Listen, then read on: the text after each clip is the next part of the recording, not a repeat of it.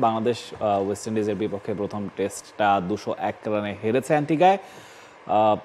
সবকিছু মিলিয়ে অনেকখানি আসলে ঘেটে গিয়েছে বাংলাদেশের ক্রিকেটিং পার্সপেক্টিভ। এই বছরে বাংলাদেশের আসলে পাকিস্তানের দুটো টেস্ট জয় ছাড়া আমার কাছে এখন কেন যেন মনে হয় ওইটাই অ্যাক্সিডেন্ট ছিল কিনা।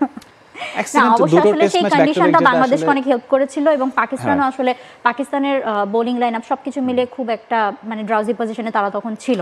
দেখুন, দুটো back to back test match জয় আসলে অ্যাক্সিডেন্ট হতে পারে না। বাংলাদেশ ভালো খেলেই জিতেছে, কিন্তু ভালো খেলার ব্যাপারটা এখন আর ঘটছে না। আমরা যদি ম্যাচ সামারিটা একবারে দেখে নেই, আসলে শুরুতে ব্যাট করে 450 রান ওয়েস্ট ইন্ডিজ করতে পেরেছিল। জাস্টিন গ্রিপস সেঞ্চুরি করেছিলেন, মিকাইল লুইস 97 আউট হয়েছিলেন, হাসান মাহমুদ 3টা উইকেট নিয়েছিলেন। বাংলাদেশ 269 করতে পেরেছিল 9 উইকেটে, তারপর তারা ডিক্লেয়ার করেন।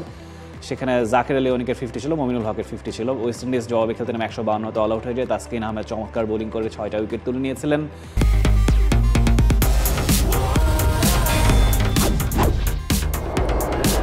বাংলাদেশের প্রথম লিমিটলেস ইন্টারনেটে ছাড়িয়ে যাক নিজের লিমিট। জবাবে ব্যাট করতে নেমে 132 9 উইকেটে। শরীফুল ইসলাম সবশেষ তিনি রিটায়ার্ড হার্ট হয়েছিলেন।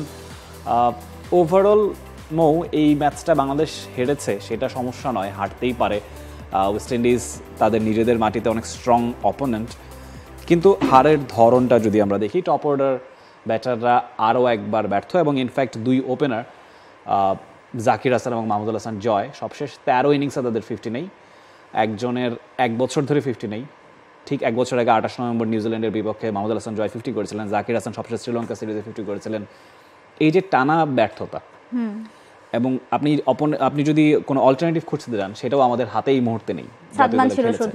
সাদমান সবশেষ সাউথ আফ্রিকা সিরিজে একটা ম্যাচেও 10 রান করতে পারেনি। সেই যে পাকিস্তান সিরিজে 97 না 93 রান ইনিংস খেলেছিলেন। তারপরে আসলে আর সাউথ আফ্রিকা তিনি আবার ভারতেও একটা 50 করেছিলেন, কিন্তু সাউথ আফ্রিকার বিপক্ষে তার ফর্মের কারণে আসলে প্রথম ম্যাচটা তাকে বিবেচনা করা হয়নি। খুব বেশি অল্টারনেটিভ না থাকা এবং টপ অর্ডারের এই যে বারে বারে ব্যর্থতা, আপনি বলতে পারেন হ্যাঁ ওয়েস্ট ইন্ডিজও আসলে টপ অর্ডার খুব বেশি ক্লিক করতে পারেনি, তারপরে তারা ম্যাচ জিতেছে। ওই যে ইনিংস লম্বা করা, মিডল অর্ডারে যাবেন, সেখানেও কিন্তু এই যে 50-53 রান, এটা কিন্তু টেস্টের রান না। আপনি যখন সেট হয়ে গিয়েছেন 50 করেছেন, তখন আপনাকে ইনিংস লম্বা করতে হবে।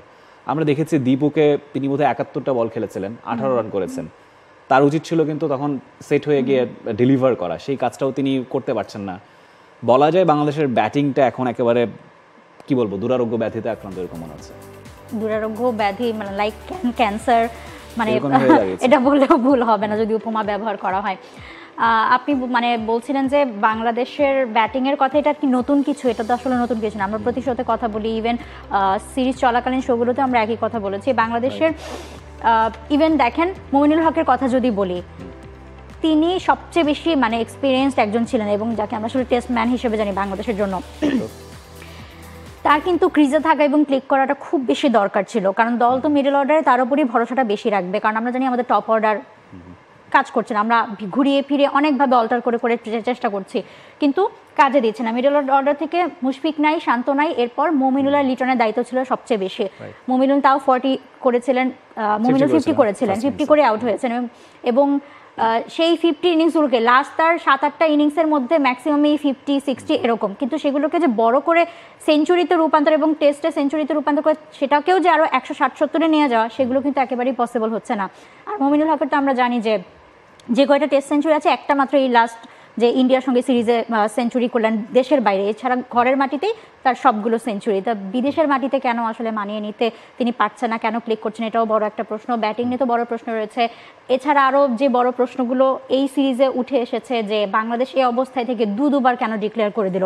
লাস্ট না হয় শরীফুল রিটায়ার্ড হার্ট হয়ে গিয়েছিলেন, কিন্তু মানে একটা উইকেট হাতে ছিল, সেটা নিয়েও ইভেন ফার্স্ট ইনিংসেও একটা উইকেট হাতে ছিল, সেটা নিয়েও যে একটা লড়াই চালানো যায়, 10-20 রান 50 রান করা যায়, ঠিক ডিসিশন নিয়েছে। আমার কাছে মনে হয় ডিক্লেয়ার করেই ভালো হয়েছে, কারণ আসলে ডিক্লেয়ার না করলে আসলে আমার মনে হয় না যে 10-12 রানের বেশি যোগ করতে পারতেন বলে তাসকিন শরীফুল। এটাই তো কথা, যে এই কনফিডেন্সটারই তো ল্যাকিং, যে আমরা মানে ওই এক উইকেট হাতে নিয়েও আরেকটু বেশি রান করতে পারবো না। সেটা কিন্তু বাংলাদেশের জন্য পোয়াবারও হয়েছে। বাংলাদেশ কিন্তু ফার্স্ট সেশনে 3টা উইকেট নিয়ে নিয়েছিল ওয়েস্ট ইন্ডিজের, এবং সেই সিদ্ধান্তটা বুমেরাং যায়নি।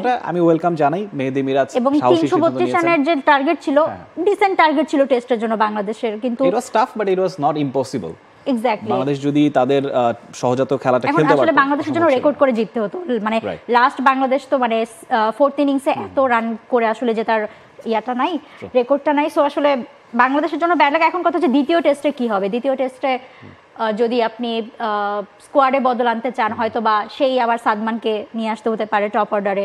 আবার আপনি যদি চিন্তা করেন বোলিংয়ে নাহিদ রানাকে আনতে হবে। নাহিদ রানাকে নিয়ে এই টেস্টে অনেক কথা হয়েছে যে কেন আসলে, কিন্তু এক্সপ্রেস বোলার তো হয়তো বা তার ওয়ার্কলোড ম্যানেজমেন্ট দেখে আসলে তাকে বিশ্রামে রাখা হয়েছিল। সেকেন্ড টেস্টে হয়তো বা বিবেচনা করে পেসে অপশনস আছে, যেটা বলছিলাম ব্যাটিং শরীফুলের কি অপশন নেই। অবস্থা? শরীফুল তো লাস্ট শরীফুল কোনো গুরুতর আঘাত পাননি, ঘাড়ের পেছন দিকে তার বল লেগেছিল। আসলে রিস্ক নিতে চায়নি টিম ম্যানেজমেন্ট, তারা ভেবেছে যে পরের ম্যাচে তাকে ফিট পাওয়ার জন্যই আসলে তাকে উঠিয়ে নেওয়া।